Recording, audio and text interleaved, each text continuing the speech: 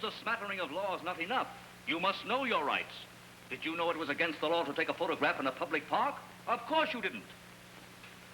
You don't know that and a million other things that it took 100 long years to put down into 16 volumes. Why, it's an opportunity I'm offering you, gentlemen, an opportunity of a lifetime, a chance to get a head full of knowledge for a handful of pennies. And I'm going to start them off with the infinitesimally small sum of $10, just 1/10 part of a century note. Come, $10, gentlemen. Do I hear 10? $10, gentlemen. Now, who'll make it 15? Come, now, do I hear 15? 15? $15 now. What charming lady and gentleman out in front will make this 16 and a half. $16.50, ladies and gentlemen, for this exquisite set. Sold at $16.50. No, no, I... Great buy, too. Probably the best buy you've ever made. What? I don't want these heavy books. I've got a book. It's the high spot of the afternoon, a real bargain if you ever saw one. 3 and a half for this beautiful bird bath. I want you to look at this. A man of your intellectual capacity will realize the inherent value of this beautiful bird bath. $4.50. $4.50. Do I hear 5? Sold to the gentleman for $5. Well, there you are. How was that for a good afternoon's work? Why, you sap, that check's no good. No good? Certainly not. Don't you know who this guy is? That's Colonel Trivers of Trivers Chopped Chicken Livers. He spends all his time buying things in auction shops and paying for them by check. Well, there's the check. Yeah, but his check is no good unless his secretary signs it, too. Well, You're an ex-employee. Oh, Gabby doesn't work here anymore. It's off because it's out. Now you see it, now you don't. Treat dirt like a mother-in-law. Make those clothes look like glue. There you are, my dear man. No more spot than a butterball. Try it on your coat, vest, pants, or mother-in-law. It's off, gone and forgotten, folks. It's sure death to spots. As we put it, rub it up. I would well love to spot really colors to make an alley cap on the left. The genuine spot of Dr. Chance removes everything. Try it on your coat. Here, Blondie. You supply the spot, I'll supply the spotter. There you are. Oh, for heaven's sake. Don't give it a thought, dear lady, don't give it a thought. Watch Spotto work. My friends, see Spotto, the wonder of the age. First, we pour a little Spotto like this, and then rub it out. Why, with one bottle of Spotto, Ringling Brothers could make an alley cat out of a leopard. Children cry for it, cleaners die for it. There you are, it's off because it's out. 2 bits, and the bottle is yours to have and to hold. Thank you. I thank you, and you'll thank me when you come to use it. Is it any good for Freckles?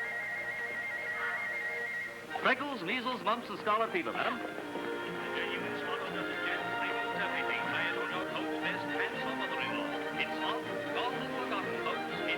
I'll have one. That man is here again. Nice day, officer. You ain't taking credit for that, are you? Yes, well, I'm off to the hound. Come on, move on, please. Get out of here. What's the idea? I've got this cab. Well, if this isn't a break. Mae West as I live and breathe. Mae West? No kidding. Do you think I look like Mae West? Do I think you look like her? Why? Surely you're not going to tell me that you're not. Oh, no. I'm just a poor little working girl. A working girl? What? Where do you work? Oh, I work for Colonel Trivers of the Trivers Chicken Livers. Not my old friend, the Little Colonel. Yes. The sponsor of the Trivers Livers radio broadcast. Why, I couldn't go to sleep at night if I didn't tune into one of his programs. That's what I say. They put me to sleep, too.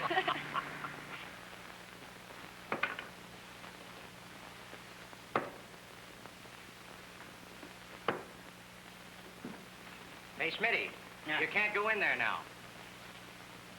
Why not? Little Napoleon's rehearsing a radio broadcast. What? Again? And you will hardly believe it, but I am now tall and muscular and sunburnt. At least I'm sunburnt in the summer. Trivers chopped chicken livers come right from the chicken to you. They are put up in cans, as you can see.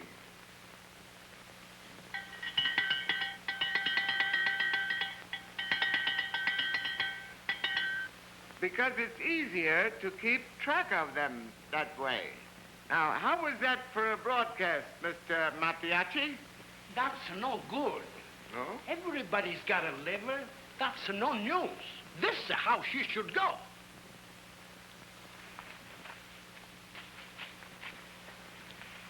Hello, everybody. Are you all listening? You all know what he is, the liver. You all got a liver, huh? Well, your liver, she's not good. Trevor's liver, she's good. Se avete fette vostri figli e la vostra famiglia, usate Trevor's livers. That's how she should go. Surprise. Well, well, if it isn't the old Colonel himself. You know Mr. Gabney, Bunny Winnie. Gabney? Oh, the bird bath man. Mr. Gabney is a great radio announcer. He told me so himself. And you know I can pick talent, Bunny Winnie. Mr. Mafiachi was just helping me with my radio program. That's what's wrong with your programs, Colonel Trivers. What you need is more youth in your livers. You mean the old pepper? You're a very lucky man, Colonel. A very lucky man. Why, your troubles are over. When I handle your liver, I'll bring home the bacon. The great Gabney got here just in time.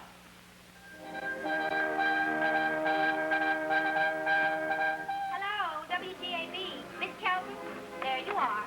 Mr. Norton is expecting you. Go right in. Who do you want to see? Who is that? We're singers. And good. We want an audition. I'll bet you do. We're Mince, Pince, and Blintz. I'm Pence. I'm Mince. I'm Blintz. Boom, boom, boom, boom. Hold that tiger. Hold that tiger. He's not in. On me, boys. Good morning. Did you want to see somebody? Why, somebody wants to see me. What is it you want? What is it I want? Why, the president of this institution is probably sitting on the end of his chair this minute waiting for me. The name is Gabney, Philip Gabney. The Philip Gabney. Is the name familiar? No, but the matter is. Mr. Norton is expecting you. Go right down the corner. Thank you. Oh, look, I got it. Listen to this. I'm practically all set. Now, listen. What's that sound like? It sounds like the 9th time this morning you've asked me that. Hello. Would you listen? What does that sound like?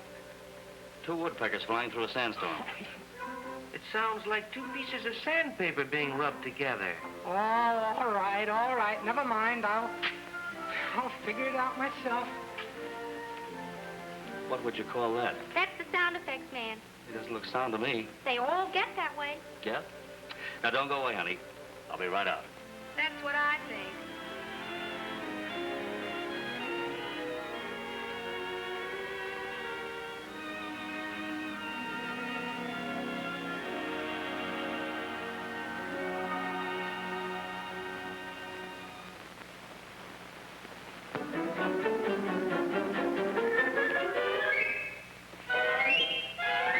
Well, shall we toss a coin for it? Say, haven't I seen you someplace before? Well, probably. I get around. You know what I mean. Oh, I know. You're the Spotto man. Uh-uh.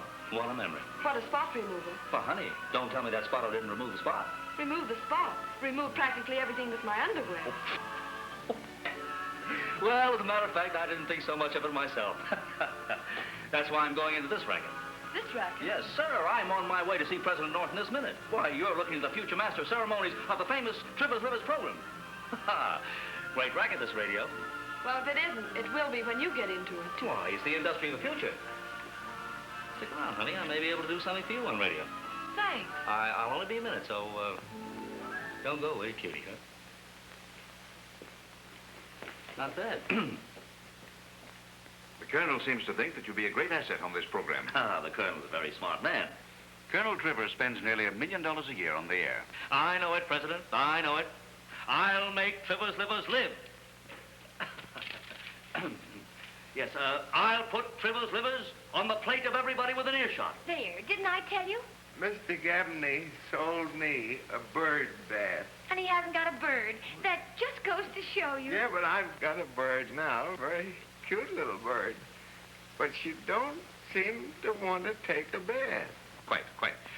Now, Mr. Gabney, I've sent your manuscript down to the program department to be edited and okayed. And if you'll stop and see Kelton, the program editor... I'm on my way, Mr. Norton. I'm on my way. Colonel Trivers, this is your lucky day.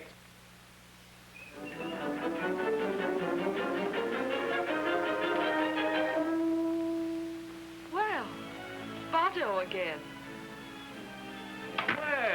Well, as a live and breathe. Why didn't you tell me you worked here? Well, why didn't you ask me? Say, I'm gonna have a long talk with you. Just as soon as I come back. I'm looking around for the program director. Is he here? Oh, I'm very much afraid the program director doesn't like your script. The program, he doesn't like my script. Say, that lame brain so-and-so, where is that guy? I'm the guy. You mean you're Kelton? In person. Well, what do you mean you don't like my script? Why, I wrote that myself. Maybe that's what's wrong with it. Say, listen here, I guess you don't know who I am. I'm Gabney, Philip Gabney. Well, I've got more degrees than you can find in a thermometer. I can make the English language sit down, roll over, and jump through that. And you're going to tell me how to write? Ho, ho, ho. Did you change $5, mister?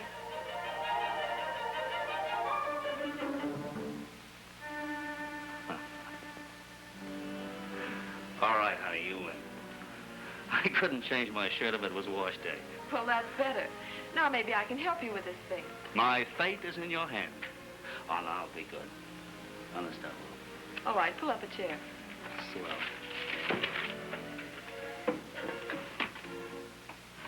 I can't understand how I ever got an ink stain back there. You don't have to worry. It's as good as out right now. There, that spot will never show anymore. Thanks, that's swell. And it's only a quarter. Gee, I never knew they had anything like this. I've only got 50 cents That's each. all right. Take 2 bottles. Sold.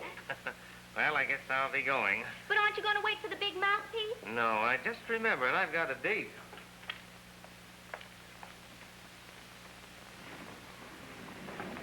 Up, down. Hey, come here, you. Come here. Oh, me? Yes, you. Come here. Do you work here? Yes and no. Well, make up your mind. No. I could use a guy like you. I'm looking for a stooge. Stooge? Yeah, stooge. You ever hear of Beetle and Bottle? Oh, sure. Phil Baker works for them on the Armor Hour. Phil Baker works for them. Oh, sure. They're swell. But this fellow Phil Baker is terrible. Well, I'm Phil Baker. Have a banana? Never mind that. I'll eat it myself. I'm looking for a stooge. What's a stooge? A guy who looks like you. Come on. Here now. It's all written here for you. You get it? Oh, boy, that's swell. That's great. Will I be a sensation? You'll be a sensation and I'll be a nervous wreck. Oh, honest, honey, you've been great. I mean it. You've been grand. Look, will you let me take you to dinner tonight? Well, what do you use for money? Uh-oh, I forgot all about that. Well, right after payday then, huh? It's a date. Swell. Okay, honey.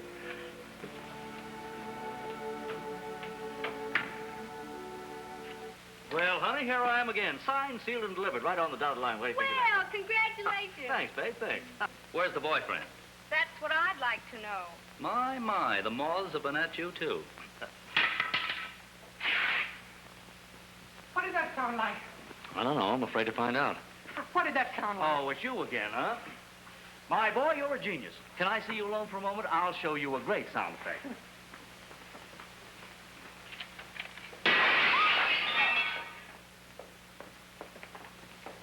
What did that sound like? Just like a man being tossed through a window. Right.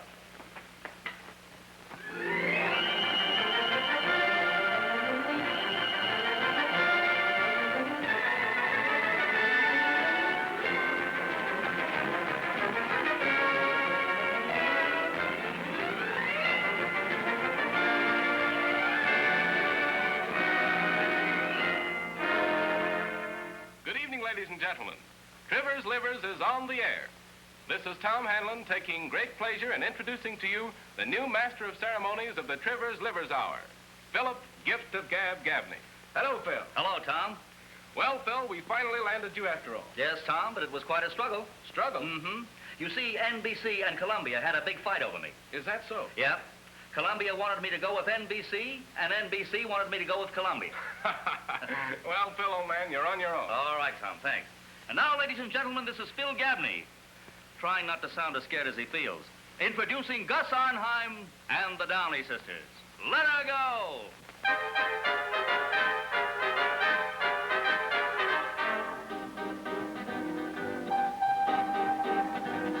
I ain't gonna sin no more. I ain't gonna sin no more. I'll just drink gin, to keep me thin, but I ain't gonna sin no more. I ain't gonna sin no more. I ain't gonna sin no more. I'll roll my eyes for exercise, but I ain't gonna sin no more. Gonna throw one pair of loaded dice in the river right today. Gonna keep one pair just to pay the rent and to keep that big bad wolf away. But I ain't gonna sin no more. I ain't gonna sin no more. I'll kick the bone to get along, but I ain't gonna sin no more.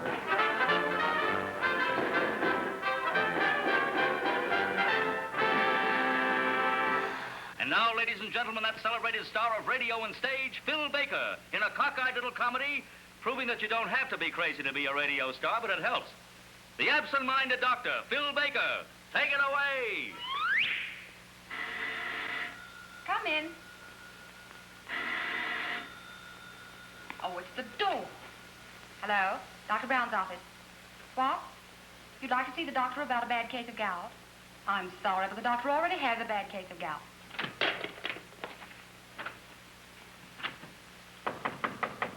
Come in. Oh, Miss Brown. Miss Lee. What did you do with the papers on the Stanley case, eh? Why, Doctor, I forget. How can you be so absent-minded, Miss Lee? I'm sorry, Professor. See, if that's for me, tear it up. Hello? No, the doctor's out to lunch. Would you like to speak to him? It's for me. For you, yeah. Hello? Mrs. Drizzle-Kisser? Yes. What? Little Willie is sick. He swallowed $50. Well, just give him some yeast and the dough will rise. I know it's old, but they laugh. Goodbye.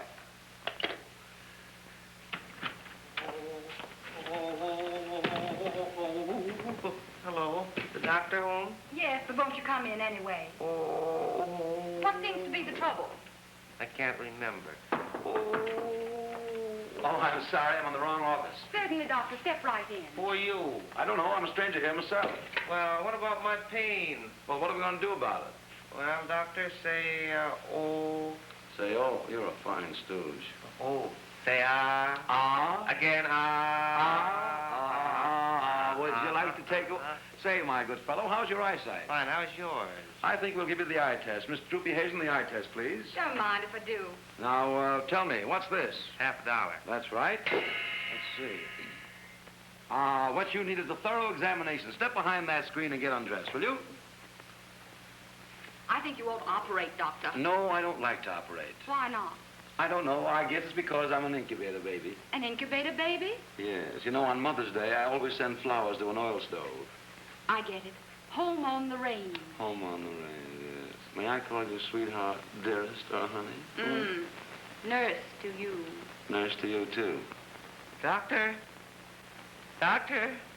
I'm ready for the operation. All ready for the operation. Let's go. Now, I'm positive you need an operation. I feel dreadfully nervous. I never had an operation before. Oh, you needn't be frightened, sir. Neither has the doctor. Oh, let's see. I say, old man, what were you before you became a doctor? I was a head chef in a Hungarian restaurant. The anesthetic nurse, if you please. Doctor, will the anesthetic make me sick? Certainly not. How long will it be before I know anything? Aren't you expecting too much of an anesthetic? What do you want, ether or gas? I'll take 5 gallons of gas, and while you're at it, look at the oil. Well, everything's ready, Doctor. Are you ready? Okay. Let's go. Now then, where's my saw? Doctor, if I may offer a suggestion, I would use a mashie on that spot. Mashie? No. I always slice with a mashie. Now, I can't see a thing. Would you turn on the lights?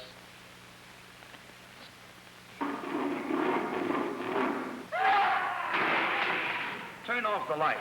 Okay, Doc.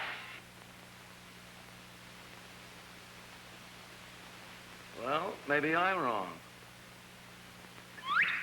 You know, really, Phil Baker's not a bad guy at heart. The first thing he did after signing his radio contract was to buy his wife a washing machine, but she doesn't like it. Every time she gets in it, the paddles knock her down. And now, ladies and gentlemen... How was I? Not so bad, eh? Never mind that. But for a guy that's never done any broadcasting before, that Gabney's swell. What do you mean, never did any broadcasting? Why, he's been gabbing since he was that high. I'll bet he's getting a lot of phone calls just the same. That's what counts. Why, the first time Graham McNamee went on, he got so many phone calls, they doubled his salary. What do you mean? I mean, so many people phoned to tell the studio they liked him. And they doubled his salary. Yeah. Hello? WGAB? I just wanted to tell you that I think this Philip Gabney is marvelous. Simply marvelous.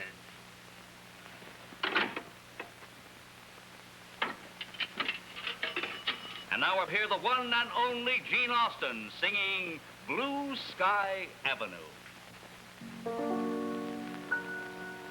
When daylight meets the twilight and the sun has gone to rest, I hurry to my avenue of dreams. Each night I find them waiting, the ones I love the best, beneath the sky of blue, on Blue Sky Avenue. It's wonderful in the evening when my daily work is through, just to take that little road that leads me to Blue Sky Avenue. It's marvelous in the evening with a love you know is true, happy and contented in a dream house on Blue Sky Avenue, my Lena by my side, the baby on my knee. Yes, indeed, I'm satisfied. Life's been mighty good to me. Anytime in the evening, if you're feeling kind of blue, you're invited to a bit of heaven on Blue Sky Avenue. Thank you, Gene. And now, you lovely people, this is Philip Gabney, the old gabber, bringing tonight's adventure to a close and bidding you all a friendly, fond farewell. And in conclusion, I want to dedicate tonight's program to heaven's greatest and most glorious masterpiece, to the hand that rocks the cradle, to the power behind the throne, to that great, soulful, sacrificing, self-effacing army, to women.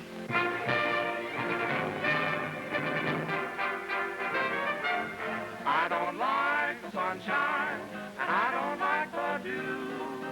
I don't like the moonlight, never, never, I love you.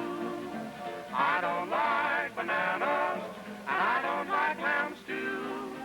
I don't like bologna, never, never, I love you.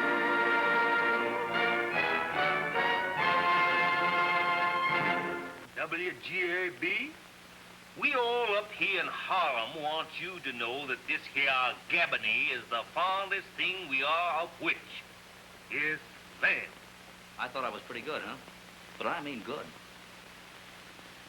Do you want to know what I really think? Sure, I can take it. All right. I think it was a lot of hokum, but I'll tell you what else I think. I think the men who heard you tonight will hate your insides. But I think every woman in the country is going absolutely nuts about you. Does that include you? Well, I'm doing a man's work. Oh, here he is. Philip, you were simply gorgeous. Oh, that's nice, sweet. That there point about the woman, that was beautiful.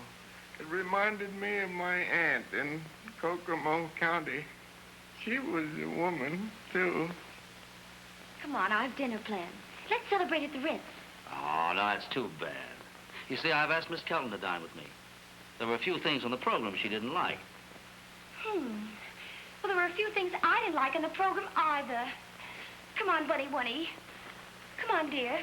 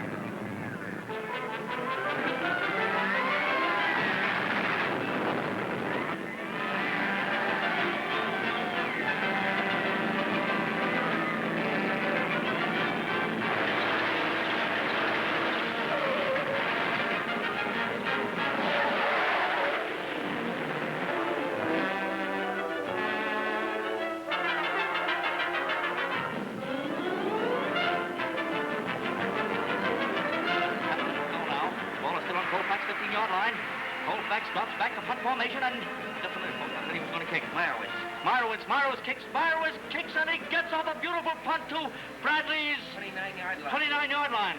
Bryan takes the ball, and Bryan is down his own tracks there, and there goes the gun, ladies and gentlemen, and the game's over. The score is 21 for Colfax and for Bradley 16. Oh, it was a great game, folks, filled with thrills and excitement. Both teams fought hard and fair, and I can only say that the best team won. This is your old friend, the great Gaffney, signing off, ladies and gentlemen. And I'll see you next week at the Bradley-Winston game. Oh, sorry. What's the idea, Big Clock? Why, Bentley, is that kind of language becoming to an alumni president? Listen, Gaffney, I never did like you anyway. And for 2 cents, Please. Why, you big blabbermouth.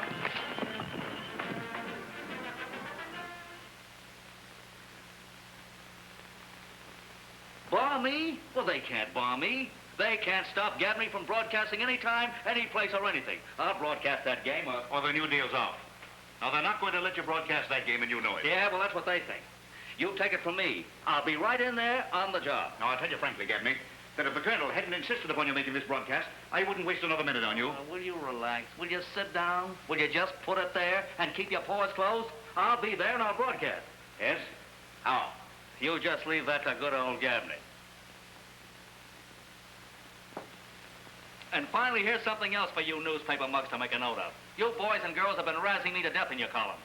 Now, I'll take a bet for any amount that any of you want to put up that I'll not only be at that stadium tomorrow, but I'll broadcast that game. And furthermore, I'll take a sock at anyone else who calls me a name. Now, put that in your column. Oh, wait a minute, Phil. The party's just beginning to get good. Good for what? Just a moment, Mr. Gaffney.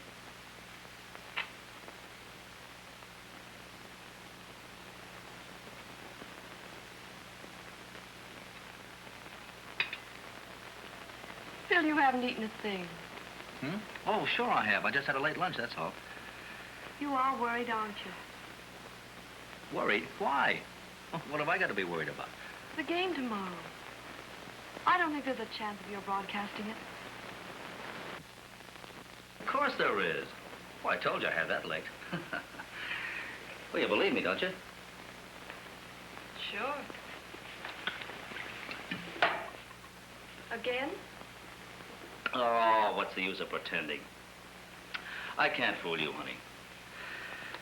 I give up. I know. I thought of everything. Everything. And I thought I was so smart. Well, now I'm sunk. But I've got to think of something. I've got to. They've dared me to broadcast that game tomorrow, and I've got to. If I don't, it's curtains, that's all. You know, if you'd only let all this go to your heart instead of your head. But what am I going to do? That's what I got to find out. What am I going to do? Well, even if you do find a way, you're going to be so potted by tomorrow morning you won't know the difference between a microphone and a knothole. Oh, honey, you don't seem to understand. I'm going nuts, I tell you. 100 million people are going to laugh me out of this radio racket if I can't think of something. And there's only...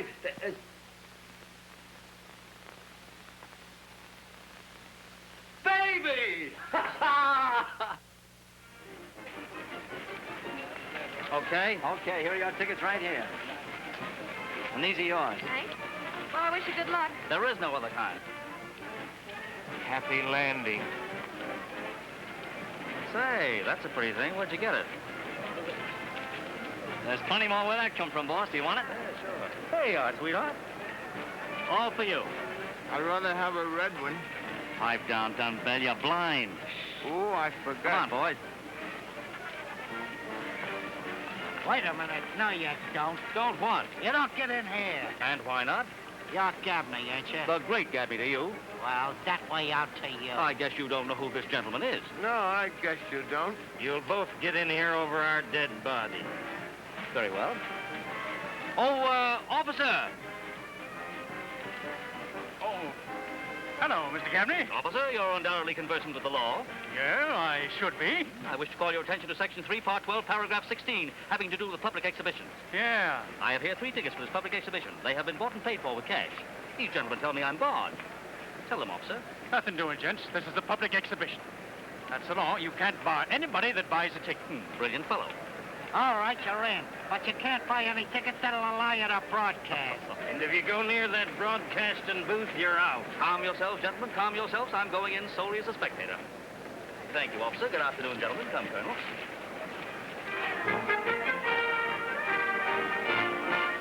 think he'll get in, Graham? I don't know. If he does, it'll be a miracle.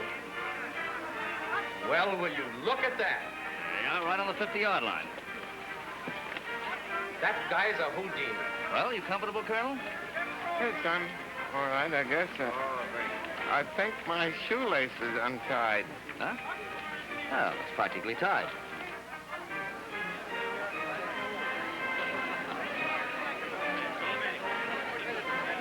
There you are. You feel better now? That's fine. Thank you very much. That was very nice of you to do that.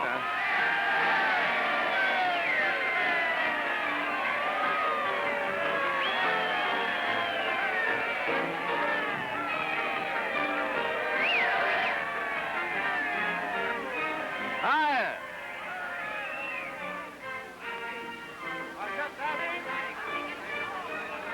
How do you do, ladies and gentlemen of the radio audience? This is Graham McNamee speaking to you from station WGAB and bringing to you, through the courtesy of the Trivers Chopped Chicken Livers Company, the 33rd Annual Bradley Winston Classic. Question on the tongue of every sport-loving man and woman in America for the past week has been whether or not Philip Gabney, the man with the gift of gab, would broadcast today's game. Well, ladies and gentlemen, Philip Gabney is going to broadcast today's classic, defying Bradley authorities and an army of special police and alert guards. Philip Gabney will describe today's opus to you in that vivid detail from Bradley's own stadium. And is Bradley's face red? Take it away, Philip Gabney. Well, folks, hold on to your seats. This will go down in history as the greatest event of all time. Not only does this broadcast come to you through the courtesy of Trivers Livers, but also through the sagacity, ingenuity, and death-defying nerve of your old friend Gabney the Great. In the face of tremendous odds and peril, Gabney is broadcasting this Winston Bradley game. Oh, it's a great day, folks. The stands are packed with howling fans. Both teams are lined up for the kickoff. And the Bradley authorities who said I couldn't do it are reading their fingernails to their elbows. All right, Bradley's going to receive. I can't understand how you can broadcast to a chrysanthemum. Gabby's got that all figured out. But don't you see, he's got a lapel microphone set into it. Last night, the boys ran a wire down from the control booth to their seats. A lapel microphone? Gabney would think of that. Wouldn't he, though? He's got a great bean on him, all right. Yeah, size of a watermelon.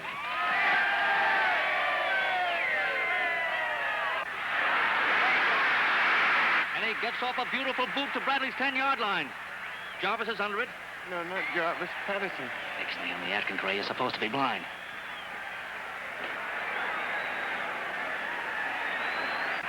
No, it's a pass. It's a pass. It's a long pass. Oh, it's a beauty, and it's completed. And Patterson's off 20, 30, 45 yards. And he's down on the 15-yard line. Oh, that was a beautiful pass.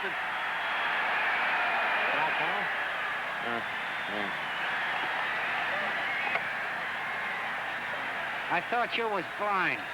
I can't see a thing.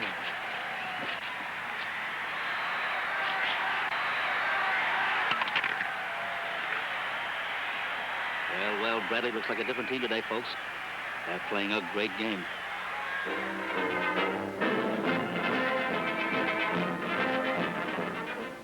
And there's the gun, and it's all over, folks. It's all over with the shouting. Bradley 14, Winston 7.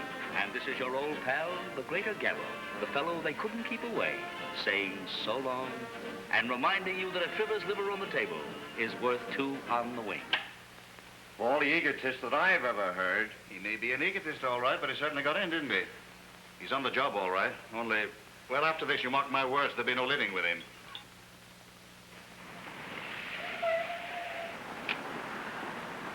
Go ahead, I'm not coming, Pat. Where you going?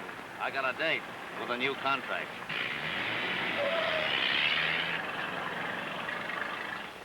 Well, I wonder what's keeping the boyfriend now. You don't mean what? You mean who? It's after 8 and I'm starving. Probably a lot of traffic coming down after the game. Well, I'm still starving.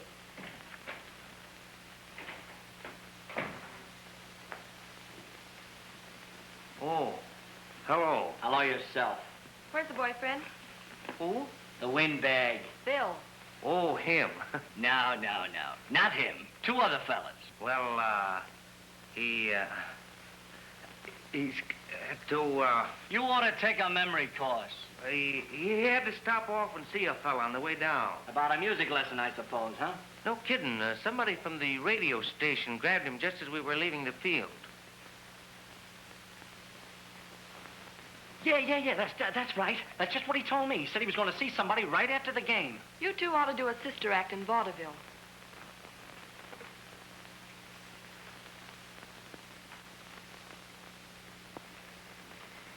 But when I go out with Bunny, I have to furnish all the excitement. Well, he'll have to furnish me with more dough if he expects me to do any more broadcasting for him.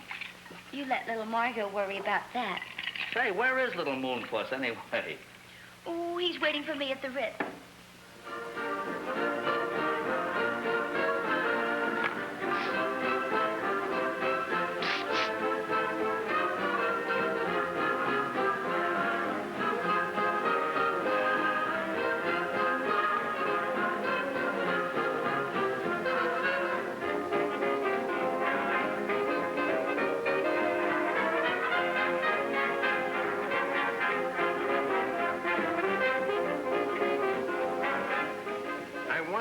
tic-tac-toe tournament in Kokomo County once. Well, chess is my game. Well, are you very busy? Well, certainly. Is there something you'd like? I would like somebody to talk to. Why, of course. What is your name, Mr. McDougal. John P. McDougal. Well, I'm very glad to know you, Mr. McDougal. I knew a man named John once. Well, it's a small world.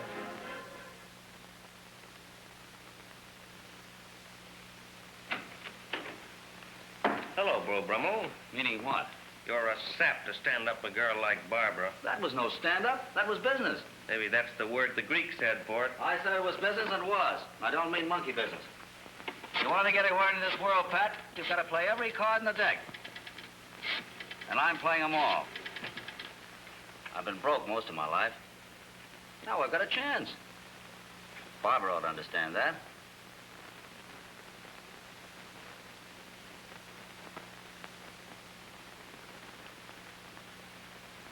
Well, I guess she isn't home. I'm thinking she wouldn't answer if she was. You mean she saw because I broke that date? Well, women are funny that way. Well, okay, if that's the way she feels about it. Sap. There it is in black and white. You listen to me, you pork and beaner.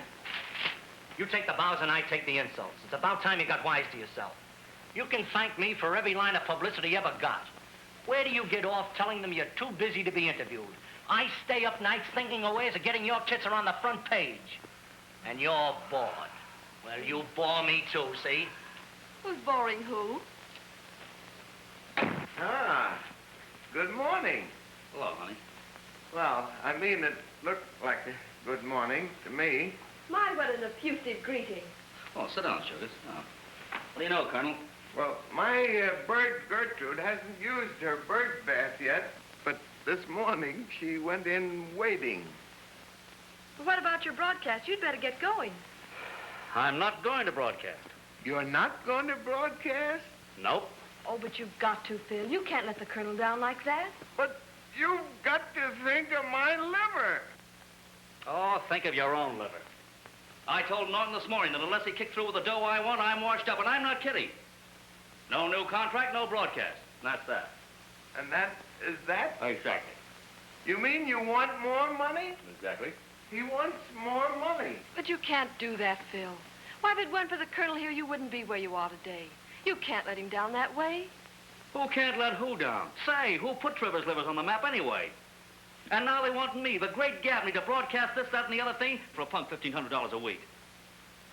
Say, McNamee gets that. She's right, Gabby. No fooling. Argue with him next week, but... Listen, Egghead. There are half a dozen things I'm getting tired of, and you're all of them. All right. I tried to help you, but you're just a loud, false alarm. You let everybody down. You let me down one of these days, only I won't be around to let you do it. Don't broadcast. Just be a heel. That's easy for you. Oh, now listen, honey. I've listened to you for months. You make my ears ache. Oh, I know just the thing for an earache.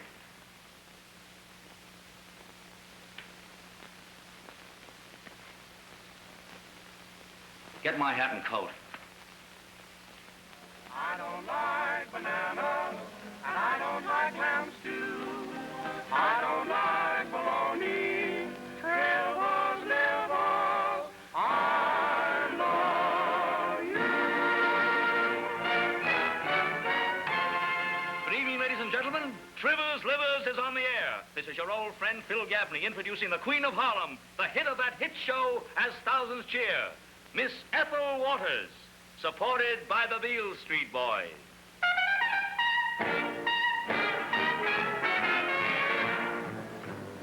Good people, members of this congregation, old man Rivers waiting for me. Good people, gonna get me some salvation, gonna wash my sins away. Hallelujah, hear me say, I ain't gonna sin no more. Ain't gonna sin no more. I'll drink my gin just to keep me thin, but I ain't gonna sin no more. Ain't gonna sin no more. You hear me talking, stop tempting me, you rascal, you. But I ain't gonna sin no more. Gonna throw one pair of loaded dice in the river right today. Gonna keep one pair of loaded dice to pay my rent and keep the wolf away. But I ain't gonna sin no more. I ain't gonna sin no more. I just have my fun like anyone, but I ain't gonna sin no more. But I ain't gonna sin no more. I ain't gonna sin no more. I'll have my fun like everyone, but I ain't gonna sin no more. And here's Gabney again, folks. Gabney the old gabber, inviting you to take a quick trip to Hollywood. All right, toss a can of Trevor's Livers in your old kit bag, and we're off. Are you ready, pilot? Let her go. Airplane effect. Airplane effect.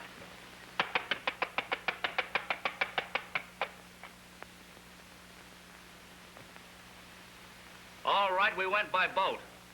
And here we are in Hollywood, where a blood-curdling murder mystery will be presented to you by Hollywood's most famous stars.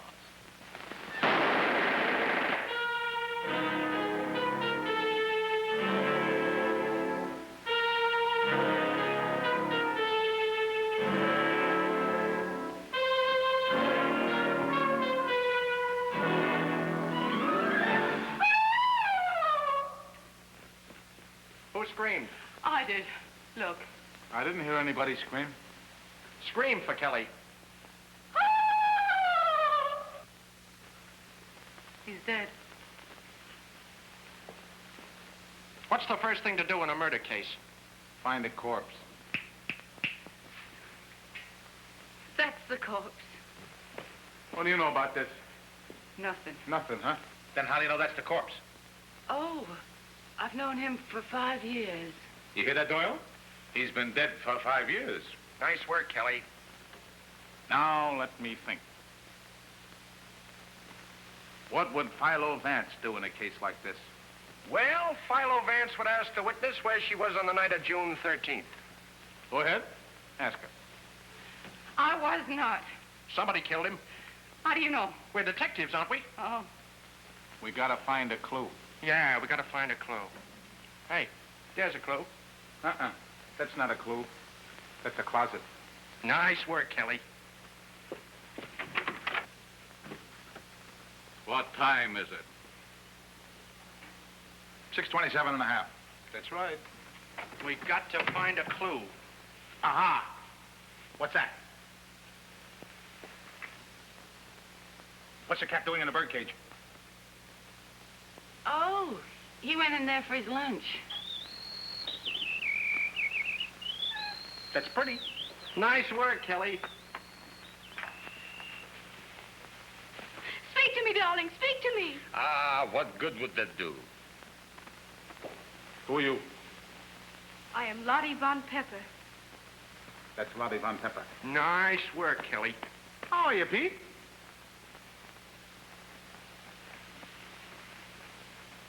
You know, this looks like the Phantom's work to me. Say, what about the Phantom? What's he look like? Well, he's a tall guy with long gray hair and a black cape coat and a high silk hat. What size hat? I don't know. This is gonna be tough.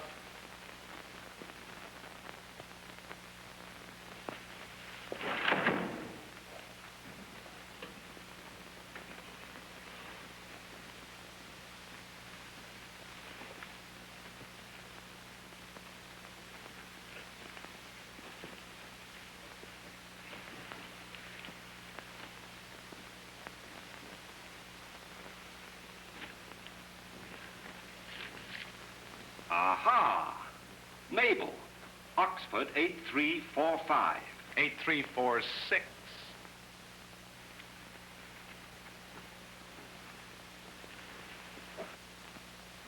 I'd like a match, please.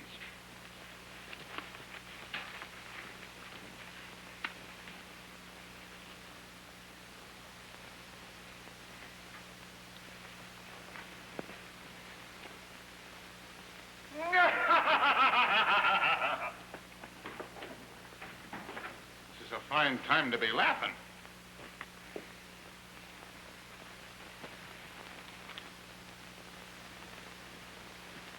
He wouldn't have made it anyway. Nice work, Kelly. And now it's that sweet singer of sweet songs, Ruth Etting. And remember, folks, this program was made possible for you by the good little Colonel, the man behind the can. That genial little gent who has discovered that one liver in the can is worth two in the goose. No, chicken. I beg your pardon, chicken. And now, Miss Ruth Etting.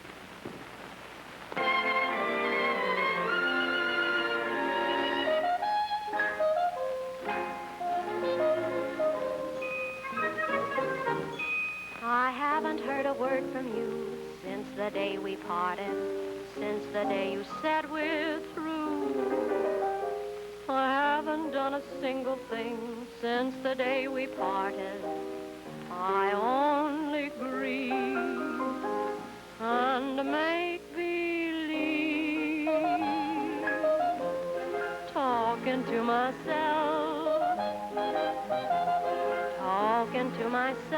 every night. I tell you how much I adore you, but I'm talking to myself. You're so far away, I've so much to say. Every night I keep repeating, dear, I love you, but I'm talking to myself. I tell each little daisy all about the things we planned. Say my friends all think that I'm crazy, but they don't understand.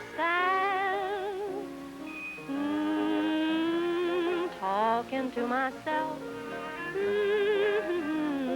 talking to myself every night. I tell you how much I adore you,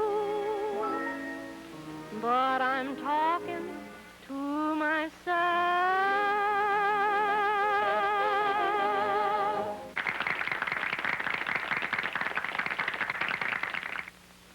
So don't let this waltz mean farewell. There is so much, dear, to tell. Kiss me. Going social in a rush, eh, Phil? Social with a capital S. Listen, Ruth, you gotta climb, and I'm climbing. Oh, the old crowd was all right for a while, but I'm ahead of that now. I'm a big shot. Don't let this waltz mean goodbye. Don't let this waltz bring us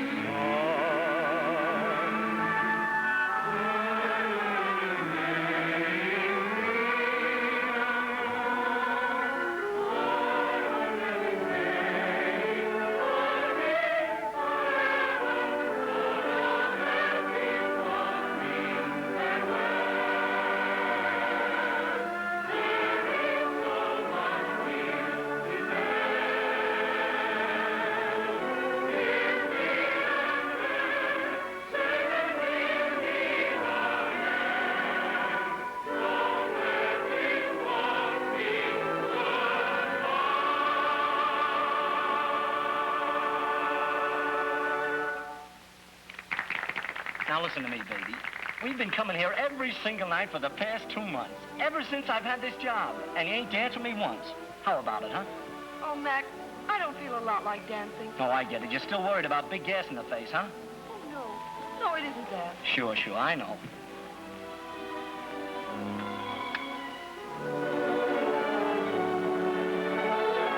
It's sort of stuffy in here, isn't it? Oh, I don't know. I'm very comfortable. But I'm terribly warm. Honest, I am. Maybe it's something I ate. Let's go over to Cafe de Paris. They say they have a swell floor show over there. Oh, I like it here, Mac. It's nice. I know it, but we've been coming here every single night. Let's go somewhere else for a change, will you?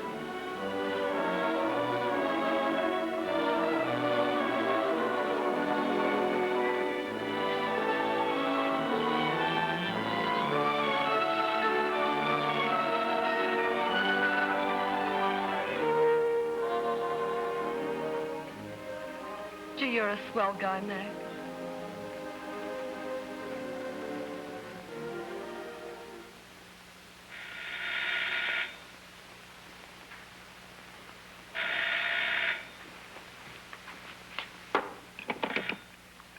Shoot. Huh? Oh, no. I don't know where he is, Mr. Norton. He said something about sitting up with a sick friend last night. Okay, if that's the way you feel about it.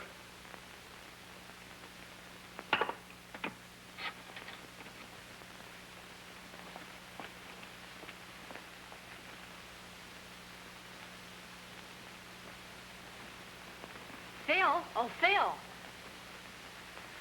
Well, just a little one if you insist. Phil, wake up, will you? It's Patsy on the phone. Tell him I don't want any. Don't you understand? Patsy's on the phone. He said something about a broadcast you have to make. Broadcast? Come on, hurry up. Use this phone. Well, what's the matter now? Listen, Gabby, Norton just called. That transatlantic flyer is due at Curtis Field in an hour. What'd you do? Forget about it?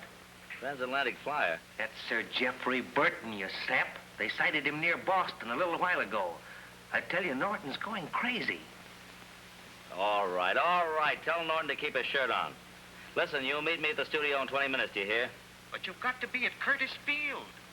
Curtis Field, my eye. Meet me at the studio. I don't want to come over the cluck. I told him Curtis Field. He tells me to meet him here. Well, maybe the great Dabney's arranged for the plane to land in here. Are you dressed to go out last night or tonight? I'll write you a letter. Tell Johnson to meet me in Studio E right away. Well, isn't he in a sweet mood? What does that sound like? Just like a man being tossed through a window.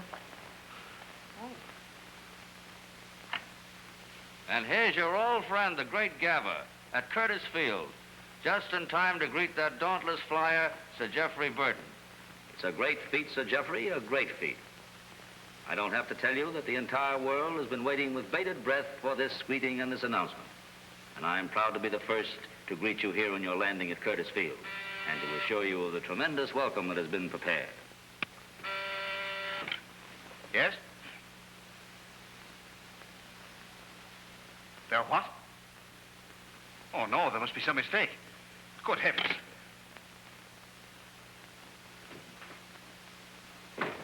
I know that millions of people will be thrilled if you'd only say a few words, but I know, too, and I know they'll understand that after your grueling flight... Well, you fool, you crazy fool, what are you doing? Interviewing Sir Geoffrey Burton, Chief. Why, you cheap trickster. Do you realize what you've done? You want to ruin us all? What are you talking about, ruining you? They wanted an interview, didn't they? Sir Geoffrey Burton was killed when his plane crashed in Hartford 20 minutes ago.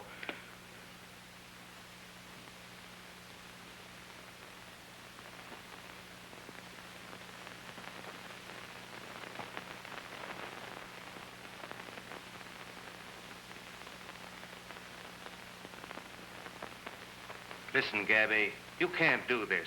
Pull yourself together. Suppose you ain't on the radio anymore. There are a million other rackets, ain't there? Drinking yourself to death. How long do you think you're going to last? You pulled a boner, so what? Guys have made mistakes before.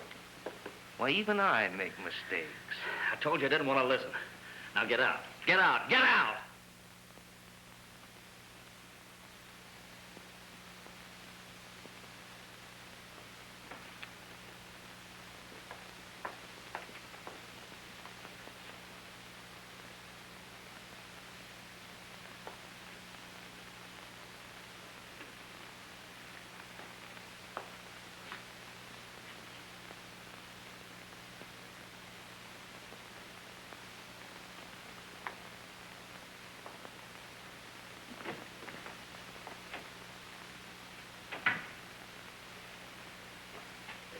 Hello?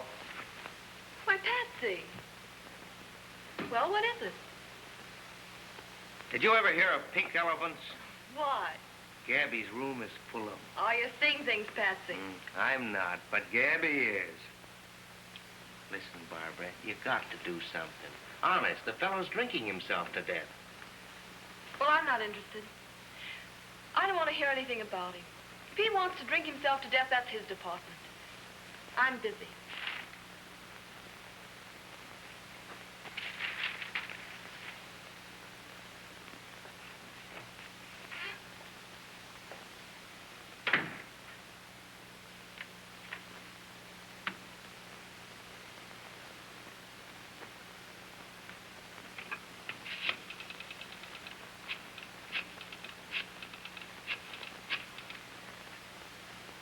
Hello, Max. This is Barbara. Quick, fast, you plane found! Extra! Read about that big plane crash! Oh, hello. Where's Sour Grapes? He's inside, but he won't see you. Who won't see who? Come on, honey. Uh-oh. You've no time for that. What do you mean? They found the transport that crashed. What transport? Never mind what transport. A passenger plane crashed in the Alleghenies. It's been lost for 12 hours. Well, they just located it a short while ago. It'll take them 2 days before they can reach it. What's that to me? It's everything to you. Max got a great idea, and you've got to listen to him. They don't know whether the people in that ship are dead or alive. They can't get to them, see? That's where you come in. We're going to put you in a plane with a broadcasting outfit, and you're going to fly over that wreck, you get it? Millions of people are waiting to find out what happened to the passengers in that plane, and you're going to tell them. It's everything you need, Phil. It'll bring you back. Bring me back from where? All right. I'm signing off. He's all yours. Where are you going, Max? I'm going out and kicking an old lady. It's more fun. The great Gabney, moping in a corner, hitting the booze to drown his sorrow. Just a dime novel hero. The great Gabney. The great windbag, rather. Oh, I knew you were all talk, all bluff, all chin music. But I didn't know you were yellow. I guess that completes you as the all-American bust. Oh, Phil, snap out of it. Don't you see what this means to you and to me? This is a chance for you, Phil. I've been on Norton's neck every day. I've told him not once, but 1,000,000 times, that everybody's entitled to make one mistake. I told him about this. He's for it. He wants to give you another chance. Oh, Phil, you're not going to let us down now, are you? Listen, honey, I'm just a lot of noise, and you know it. I've never been able to fool you. Oh, why do you bother about me? Why do you think?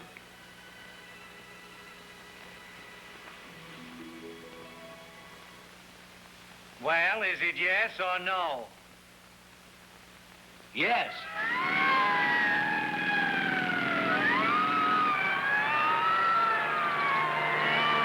So what good is it going to do you to be the best radio announcer in the cemetery?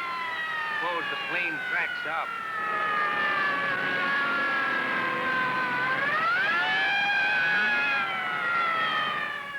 Still think you're a sap, doing this just for a day. Listen, kid, for the first time in a long while, I know what I'm doing. We'll be at the airport any minute now.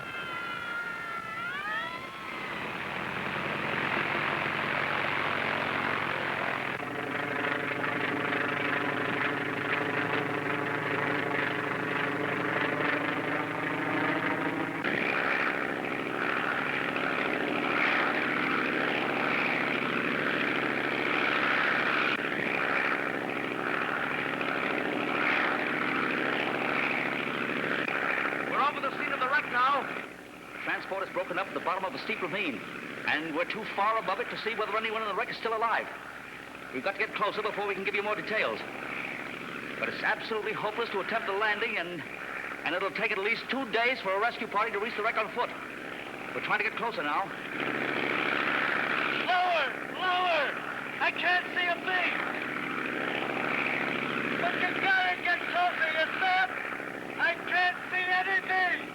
We can't go any lower. We'll crack up. Then crack up. We've got to get lower. The pilot tells me we're as low as we can get, folks, but it isn't low enough. Half a dozen people are down in that wreck, and they may be dead or alive. I don't know, but I'm going to find out. Sit down, you fool. Get out, you'll kill yourself! Let's go! I'm jumping!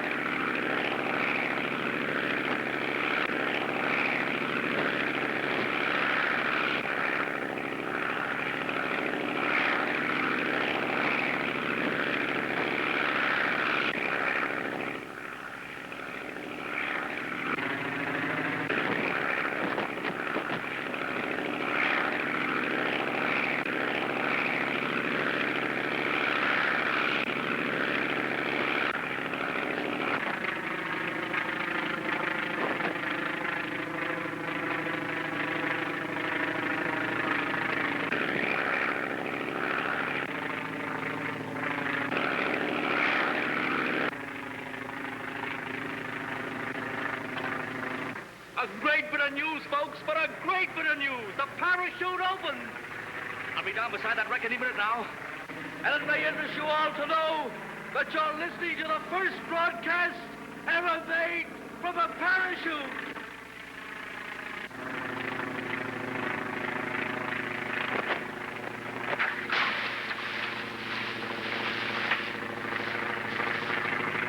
I'm down, and plenty glad of it. I'm not more than 100 yards from the wreck. He knows I got a weak heart. Crazy fool.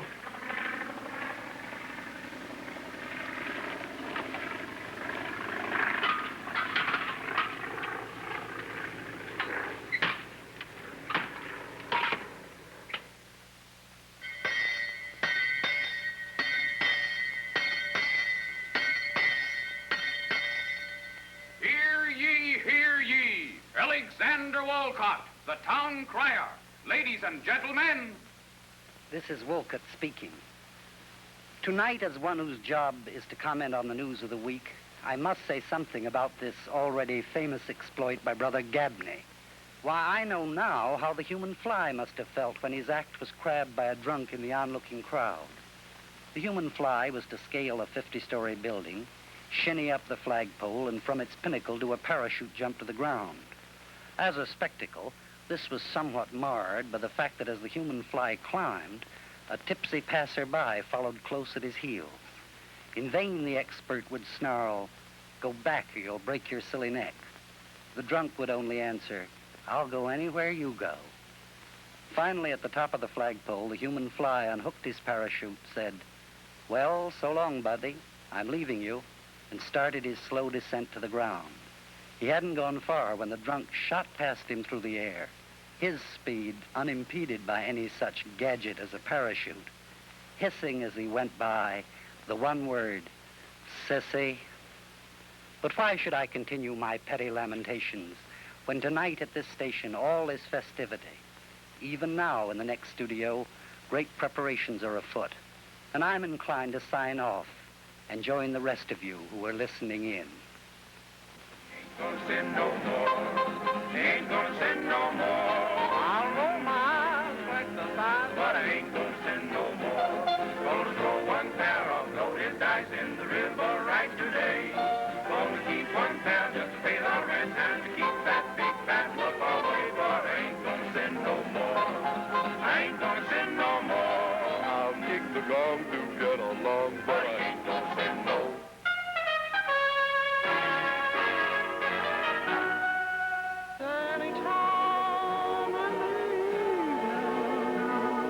If you're feeling kind of blue, you're invited to a bit of heaven on Blue Sky Avenue.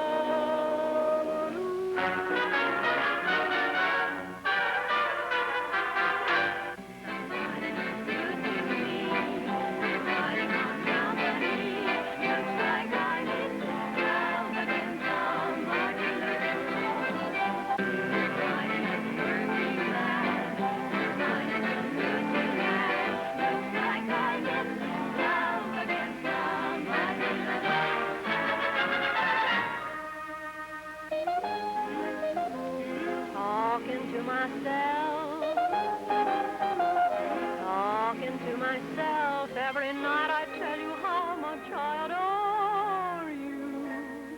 But I'm talking to my...